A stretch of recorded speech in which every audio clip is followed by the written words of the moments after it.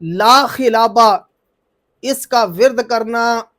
آیا کہ گناہ ہے یا نہیں ہے، یہ بدعت دلالہ ہے یا نہیں ہے؟ ایک تو یاد رکھیں، لا خلابہ نہ تو قرآن میں کہیں آیا ہے، نہ حدیث شریف میں ایز اے دعا آیا ہے، نہ حدیث شریف میں ایز اے وظیفہ آیا ہے، نہ ہی یہ اللہ پاک کا کوئی نام ہے، اسماء الحسنہ میں اس کا کہیں ذکر ہے، نہ نبی پاک کے کسی نام میں اس کا ذکر ہے، نہ کسی بھی وظیفے کی کتاب میں اس کا ذکر نہیں ہے۔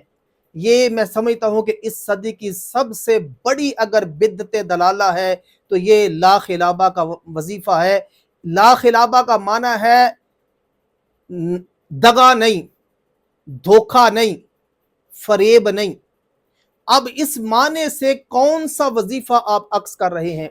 یہ تو حضور کے ایک صحابی حضرت حبان رضی اللہ تعالیٰ عنہ سے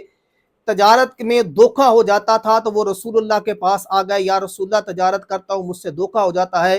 تو آپ نے فرمایا جب تم تجارت کرو تو اسے کہہ دیا کرو لا خلابہ،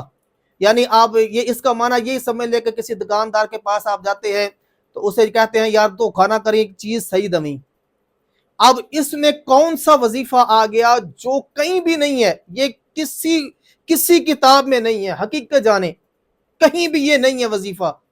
اور پھر جو کہتے ہیں اللہم لا خلابہ کا وظیفہ کرو، یہ ہو جائے گا، وہ ہو جائے گا، یوں ہو جائے گا، تو ہو جائے گا، میں کہنا کچھ بھی نہیں یہ ہونا، الٹا یہ بدعت دلالہ ہے اور یہ گناہ بھی بن جائے گا۔ اب وہ کہتا ہے اللہم لا خلابہ تو اس کا معنی بنتا ہے یا اللہ دھوکہ نہیں۔ اب اس میں کیا ہم خدا کی طرف کیا نسبت کر رہے ہیں؟ ہاں جی، خدا کو پکار کر کیا کہہ رہے ہیں؟ تو یہ اتنی بڑی گمراہی ہے کہ اس میں تیزی سے لوگ پھنسے ہیں کہ پتہ نہیں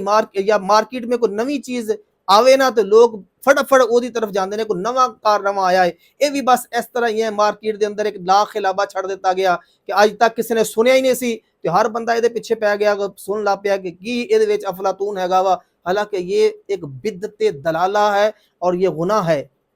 اب جس طرح میں نے آپ کو بتایا کہ اس کا معنی ہی دیکھ لیں کہ دھوکہ نہیں، اب اس میں کون سا وظیفے والی بات ہے؟ اس لیے خدارہ ایسے وظائف جب بھی کریں اس کا ثبوت دیکھیں کہ قرآن میں کوئی آیت ہے،